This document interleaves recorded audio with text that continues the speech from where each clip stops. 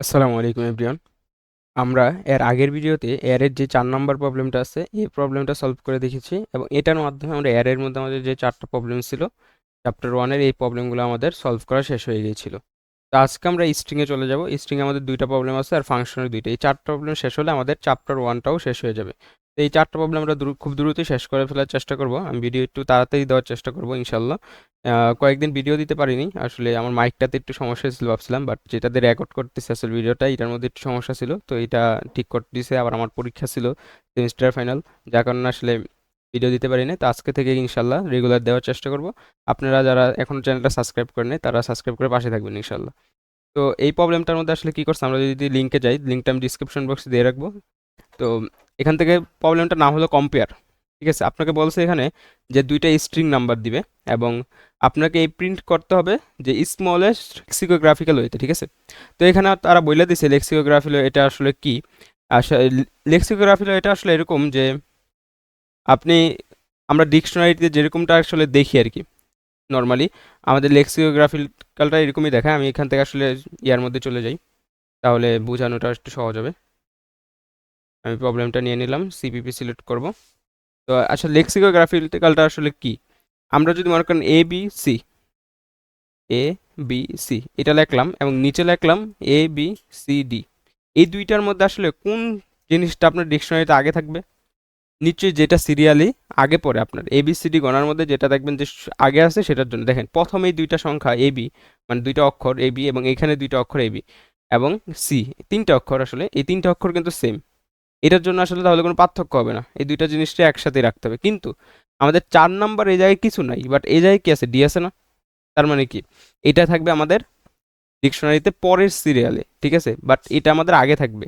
তা আপনার যদি আগে থাকে এই আগের জিনিসটাই প্রিন্ট করে আসলে দেখাতে হবে। আর এটা আসলে কোনো ইয়ার উপরে ডিপেন্ড করে না যে এই জায়গায় এই সেকেন্ড নাম্বারটা আপনার বড় এই কারণে এটা পরে হবে, এরকম না। যদি এরকম হইতো যে AFG, আর যদি একটা নাম্বার আরও কিছু আমি দিয়ে দিই সাথে, আচ্ছা আরেকটা নাম্বার এরকম হইতো যে AG, এরকম আছে। এখন দেখেন নিচের নাম্বারটা, আচ্ছা নিচের নাম্বারটা একটু ছোটো হবে, সরি। হ্যাঁ, এখন এখানে প্রথম দুইটা সংখ্যা কি আছে, তার মানে এর সিরিয়ালে থাকবে ডিকশনারিতে, বাট পরের যে সিরিয়ালটা সেটা হলো এফ। এখন এফ আগে থাকে না জি আগে থাকে? অবশ্যই এফ আমাদের ডিকশনারিতে কিন্তু আগে থাকে। তাহলে এই সংখ্যাটা কিন্তু বড়, মানে এই অক্ষরটা আমাদের বড়, তারপরে কিন্তু ডিকশনারিতে এই অক্ষরটাকে আপনি খুঁজলে আগে পাবেন। ঠিক আছে, তো আসলে এই জায়গায় সাইজটা ম্যাটার করে না, কিন্তু জিটা যেহেতু এফ এর পরে পরে, তো আমাদের এইটা পরে চেঞ্জ হবে। ঠিক আছে, এখন আমরা যদি প্রবলেমটাতে চলে যাই, তো প্রবলেমটা আমাদের বলছে যে দুইটা স্ট্রিং নাম্বার ইনপুট দিবে, তারপর আপনাকে এটা স্মলেস্ট লেক্সিকোগ্রাফিক্যাল স্ট্রিংয়ে প্রিন্ট করে দেখাতে হবে। এবং এই জায়গায় একটা নোট দিয়ে দিছে যে এই বোথ এক্স আর ওয়াই যদি আপনার ইকুয়াল হয়, যে দুইটা সংখ্যা নাম্বার ইনপুট দিবে, তো এই দুটো যদি ইকুয়াল হয় আপনি যে কোনো একটা প্রিন্ট করে দেখে দিলে হয়ে যাবে। তো এখানে ইনপুট দেওয়া আছে যে ACM এবং আরেকটা দেওয়া আছে ACPC। তো এই দুইটার মধ্যে আসলে কোনটা ছোট?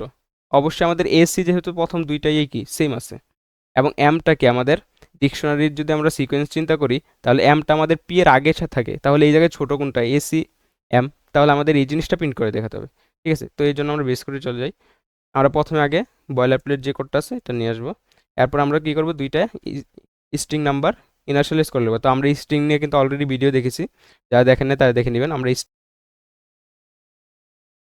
তাহলে আমাদের এখানে স্ট্রিং লিখতে হবে, স্ট্রিং, তারপর আমাদের দুইটা জিনিস ইনপুট নিতে হবে। তাহলে আমরা একটা একটা এক্স নিলাম আর একটা ওয়াই নিলাম।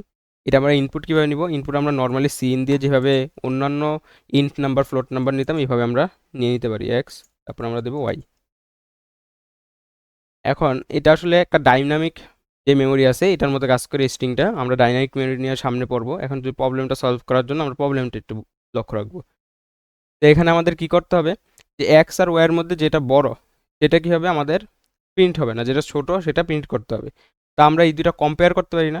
এই জায়গায় আসলে আমাদের সাইজটা আমরা সি এর মধ্যে দেখেছি যে সাইজ দিতে হয়, বা সি প্লাস প্লাসও ওই সাইজ দিয়ে ইউজ করা যায় স্ট্রিং যদি আমরা ব্যবহার না করি ক্যারেক্টারের মাধ্যমে।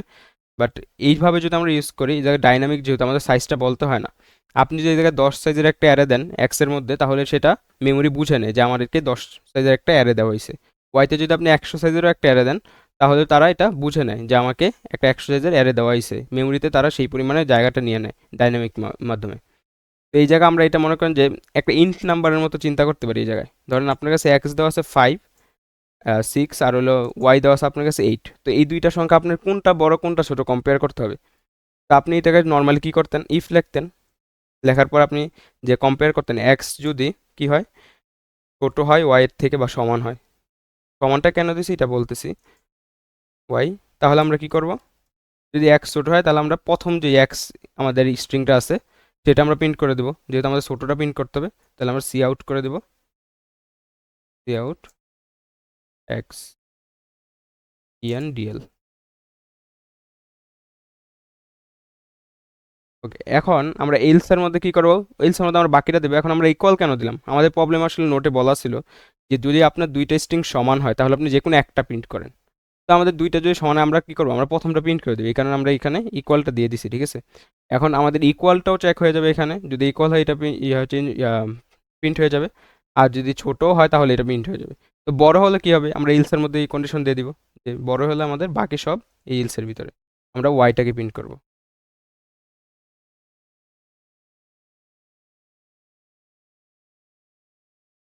এখন যদি আমরা রান দিই,